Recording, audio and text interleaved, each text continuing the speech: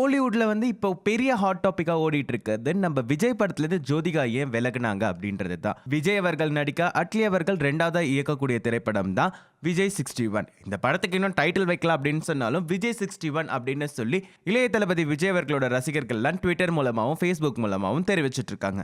Title எப்போ வேணாலும் வச்சுக்கலாம்னு வச்சுக்கோங்களேன். இந்த படத்துல ஜோதிகா அவர்கள் நடிக்கிறதாவும் இன்னும் 2 ஹீரோயின்ஸ் நடிக்கிறதாவும் நமக்கு தெரியும்.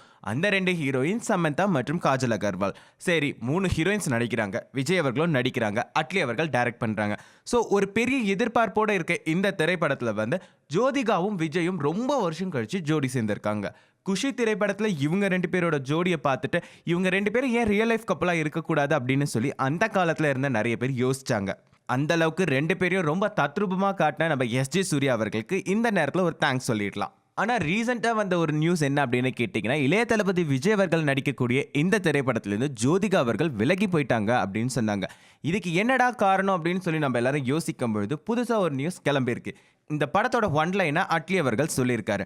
படத்தோட ஒன்லைன் பிடிச்சி போனதுக்கு அப்புறமா கதையை கேட்டிருக்காங்க. கதையில என்னோட போர்ஷன்ஸ் வந்து நிறையவே இருந்தது, என்னோட ஆக்டிங் திறமையை காட்டுறதுக்கான இடமும் நிறைய இருந்தது. ஸோ அதனால இந்த கதையை வந்து சூர்யா அவர்கள் கேட்டுட்டு ஓகே சொன்னாரு. அதுக்கப்புறமா கொஞ்ச நாள் கழிச்சு வந்து இந்த ஹீரோ கூட நடிச்சிட்டிங்கன்னா அதுக்கப்புறம் எல்லா ஹீரோஸும் வந்து என் கூடயும் கொஞ்சம் நடிங்க, இந்த கேரக்டர்ல நடிங்க, அந்த கேரக்டர்ல நடிங்க திரும்பி கேட்பாங்களோ அப்படின்னு சொல்லி குடும்பத்தில் இருக்க எல்லாரும் கொஞ்சம் லைட்டாக பேச ஆரம்பிச்சதுக்கு அப்புறமா எதுக்கடா வம்பு, பெண்களை மையப்படுத்தின கதையில மட்டும் நம்ம நடிச்சுட்டு போயிடுவோமே, ரீஎன்ட்ரி கொடுத்துருக்கோம், இதுல எதுக்கு நமக்கு பொல்லாப்பு அப்படின்னு சொல்லிட்டு ஜோதிகா அவர்கள் இந்த படத்துல நான் நடிக்கல அப்படின்னு சாதாரணமா சொல்லிட்டு வந்துட்டாங்களாம். ஸோ எதுக்கு நமக்கு குடும்பத்துல கெட்ட பேரு அப்படின்றதுக்காக ஜோதிகா அவர்கள் இந்த திரைப்படத்தை வேண்டான்னு சொல்லியிருக்காங்களாம்.